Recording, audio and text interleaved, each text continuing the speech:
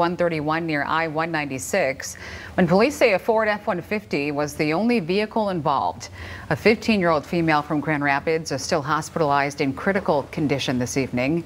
Poor road conditions and heavy rain are likely factors in that crash. MDOT says the road reopened around 7:30 this morning. Taking a live look over downtown Grand Rapids this evening, another hot day, humid out there across West Michigan, with another chance for storms in some parts of the area this evening. Yeah, meteorologist Anthony Dommel is here with a first look at the forecast. Anthony, this is one of those days you go outside and the air just sticks to you. Hey, yeah. I mean, yeah, even more so than the last couple of days. We hit a zenith point today, hit a peak with regards to this humidity. Had a dew point at one point this afternoon of 75 degrees in Grand Rapids. You don't get it a whole lot higher than that. There have been times when dew points have gotten into the upper 70s to maybe very, very rarely 80 degrees. But that is the ceiling, and it is still very humid outside. 86 degrees, heat index of 91 degrees locally, and southwest winds, yes, providing a little bit of relief, but not much.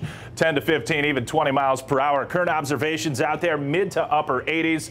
Pretty much for everybody. Take a look at Big Rapids, though. This is not a typo. 70 degrees. There has been this very slow-moving, stationary, almost a thunderstorm nearby there. Did clock a wind gust, I believe, from the National Weather Service reported of, say, 40 to 50 miles per hour in and around Big Rapids a couple of hours ago. But the majority of us not dealing with any rainfall at the current time. Dew points have actually come down a few ticks here recently, but still at high levels. Winds, there they are, at about 10 to 20 out of the southwest. Visible satellite imagery has the best sunshine from around I-96 and southward. Still sun to the north, but some thicker clouds in our northernmost section, say Oceana, Newaygo, and Mecosta counties, where a couple renegade thunder showers have been recently. This cold front lingering to the north. It's not going to move a whole lot here this evening, so the main zone of rainfall is to be to our north. A couple pop-up thunderstorms from time to time, mainly north of I-96. I've got more on that for tonight and our rain prospects for tomorrow, because they'll be there as well. Then temps start to come down a little bit heading towards the weekend. Full forecast. We're going to review it all here, guys, coming up. Looking forward to it. Thanks, Anthony. Some new information on the Columbus Blue Jackets goalie who died in a fireworks-related accident on the 4th of July. According to ESPN, Matisse Kivlenix was at the home of former Detroit Red Wing Manny Legacy when the accident occurred. ESPN, citing multiple sources, say that Kivlenix and his teammate traveled to Legacy's home in Novi to celebrate the holiday and his daughter's wedding. Legacy has worked with the Blue Jackets since 2018 and played 11 years in the NHL, including a Stanley Cup win with the Detroit Red Wings back in 2002. Police say Kivlenix was in a hot tub when a mortar-style firework hit him in the chest, causing serious damage to his heart and lungs. On Sunday night, he was taken to a nearby hospital where he later died. Kivlenix was 24 years old. A 23-year-old woman seriously injured after a crash in Mecosta County. Deputies say she was heading north on 80th Avenue and 23 Mile Road in Chippewa Township when she lost control, went off the road and hit several trees. We're told the accident happened around 11 o'clock last night, but deputies were not dispatched to that scene until about 6 a.m. this morning. That woman taken to a hospital and is expected to recover. One man in custody accused of shooting another man at an apartment in Berrien County. Officers were called to a building off of Paw Paw Lake Road in Coloma Township just after 2 a.m. They arrived to find the victim, a 24-year-old man laying in the bedroom with a gunshot wound. He's currently listed in critical condition at a nearby hospital. The suspect, Damian McCarver, was located a few hours later walking down Paw Paw Lake Road. Victim's name and possible charges have not been released yet.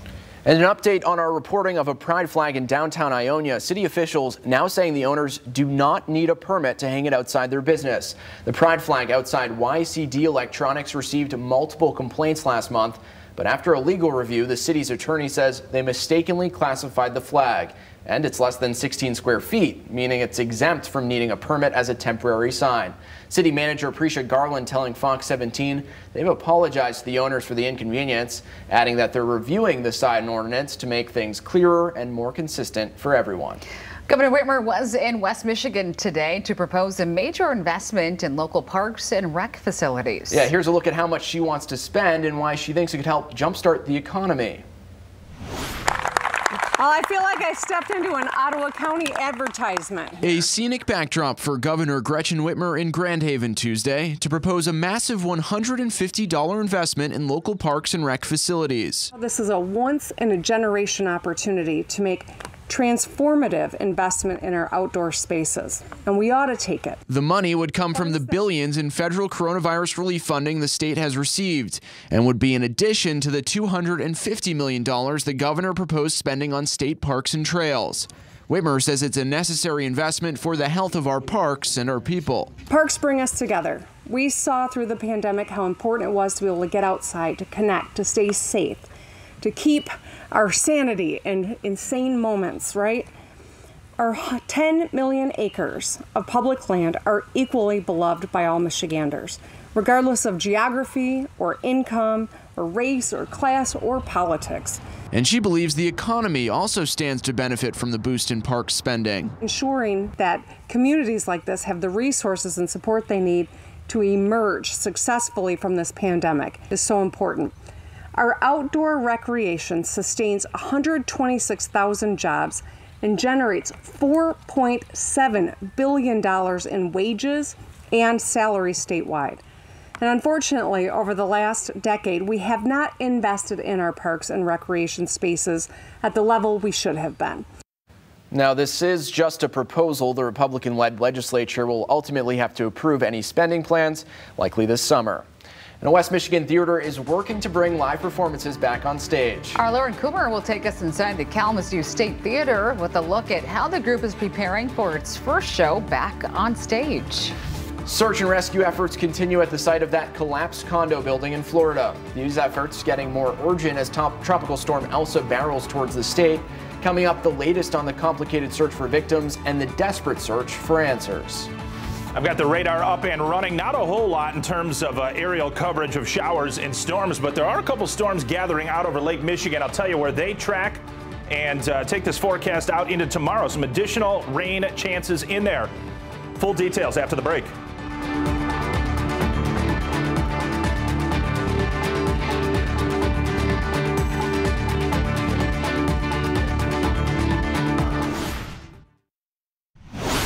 A new study out of Israel suggests the Pfizer vaccine may not be as effective in protecting people against the Delta variant of COVID-19. Health officials in Israel say the Pfizer vaccine is 64% effective against the Delta variant. Prior to the variant appearing in Israel, the Pfizer vaccine was 94% effective in protecting individuals against all strains of COVID. Despite the study, researchers say they remain confident that the Pfizer vaccine is highly protective against preventing severe illness. Tropical storm ELSA is hammering Florida with more than 25 counties under a state of emergency. That storm is bringing lightning and heavy rain, threatening search and rescue efforts at the condo collapse site in Surfside. Nadia Romero explains. Mauricio, this is me, this is Gabriela, this is Maria Inés. Sharing pictures and stories outside the collapsed condo in Surfside, Florida. A brother waiting for answers about his missing sister. My sister Gabriela. Reza for me, pray for me. She's already up there. Pray for me and pray for all that love you. For all of us that love you. Search efforts in Surfside interrupted by lightning, with fears more delays or problems could brew from Tropical Storm ELSA's wrath. We do continue to expect occasional gusts and strong showers today, and we're closely monitoring the weather. In other parts of the state, begin your preparations now. Be prepared to be without power for a few days. Loading up on sandbags. Some airlines waiving change fees for impacted travelers, and at least 2 airports announcing closures. Some hitting the road out of the storm's path, but not before tying down and securing their homes. We just want to do everything that we can at this point.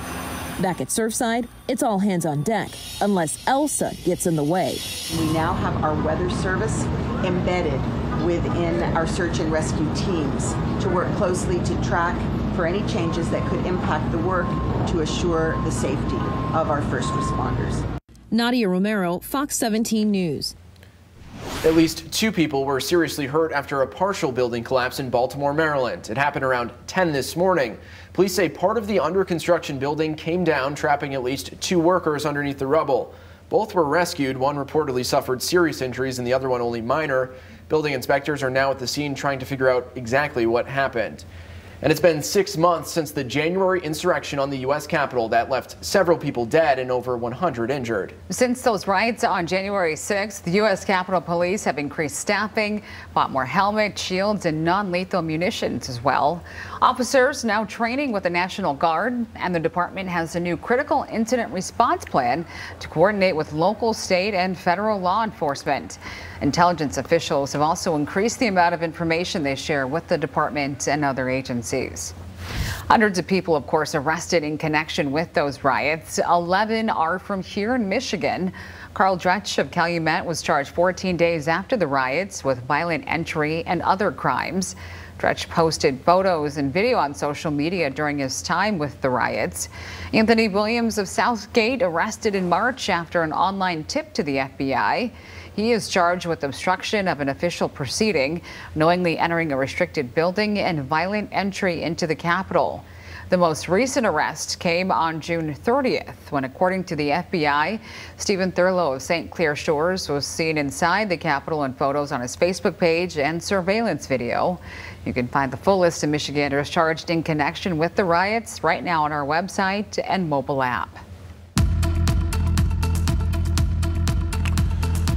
All right, everybody, 6:16 and change here on this Tuesday evening. We've had all kinds of sunshine today, mostly sunny for the majority of hours, shaking out maybe partly cloudy for a little bit of time, but still looking pretty bright here in Grand Rapids. Temperatures that have made it into the upper 80s for a third straight day, topped out at 88 officially in GR today. Now, this large cold front across the Midwest, Great Lakes, and Northeast does stretch. And along it, and especially to the north of it, that's where there's this band of rainfall and embedded thunderstorms. Fair amount of lightning nearby here off into Wisconsin, where there is a severe thunderstorm watch. Not here into West Michigan, nor at any point in Michigan is there a severe thunderstorm watch. But some lightning has been popping up over the past couple of hours. A little cell near in and around Big Rapids, producing very heavy rainfall and very slow moving. A wind gust from the National Weather Service clocked to around 50 miles per hour just a couple of hours ago. You see a little bit more activity out over central Lake Michigan. Some of that is going to graze into portions of Muskegon, Oceana, Newaygo, Mecosta, and Montcalm counties in the hours ahead. So I think the focus is around, but especially north of Grand Rapids and in spotty fashion as we go 7, 8 o'clock, 9 o'clock, and into the early overnight. Very heavy downpours associated with this cell. Big Rapids and northward, and as you can see, it's not going anywhere, so those underneath it just getting hammered. But again, that is a pretty low percentile within our viewing area at this point. A focus again north of I-96. I think if you're south of I-96, the rain prospect, the rain chance isn't zero, but it's very low as we go through this evening and overnight. Severe thunderstorm watch, there it is in the pink shaded colors off in Wisconsin. I'll go to the HRRR model, high resolution rapid refresh. This is a model from the National Weather Service that is useful within about 12 hours of when things are going to get cooking. And though we're not necessarily expecting anything too dramatic here tonight, north of I-96, there can be some of these pop-up showers and a couple thunderstorms. Again, I think particularly across Oceana, Newaygo, and Mecosta counties. Not impossible that there could be another stronger storm, perhaps a severe storm, but I wouldn't anticipate anything too outrageous as we go through tonight in terms of storms or storm coverage even. This is the model tomorrow morning. I think we're going to start the day off dry on Wednesday and probably even some filtered sun for a number of hours. Temperatures going to make their way back into the low to mid 80s. So that is warmer than what I have been telling you for Wednesday the last few days. We're going to be quite humid once again tomorrow, and I think pretty warm, not as warm as what we've got right now or earlier today when it did hit 88 in Grand Rapids and 90 in Kalamazoo. But those southern counties probably can get into the upper 80s again tomorrow as you'll be in closer proximity to all the heat and humidity which has been around here recently, and it's not going away. It doesn't look like until we get into the day on Thursday. Dew points which have been into the low to mid 70s today have settled down just a bit, but you really can't notice much of a difference. It is very Amazon-like, very tropical-like outside. Southwest winds at 10 to 15, occasionally 20 miles per hour. The headlines, more humidity on Wednesday. Unfortunately, I think some humidity actually lingers into Thursday as well. It's going to take a while for this drier air mass to work in. Certainly by Friday and Saturday, rain prospects growing Again, late weekend, I think maybe Sunday afternoon into Monday, but Saturday now looking to shake out, I think, completely dry. Dew points tomorrow afternoon in the upper 60s. This is on Thursday. Yes, lingering, more humidity. The temperatures will tone down at that time, but the system's slow moving, and until it clears off to the east, it's going to linger the humidity. That will go away. Aaron and Janice by Friday and Saturday. Sunshine mixed with clouds Friday, Saturday, even Sunday, many dry hours, but late in the afternoon into the evening, into Monday and Tuesday, pop-up shower storm. Temperatures under control there, upper 70s to lower 80s. That humidity is sticking around, no pun intended. Yeah. Ugh. Thanks, Anthony. Well, still ahead, the return of live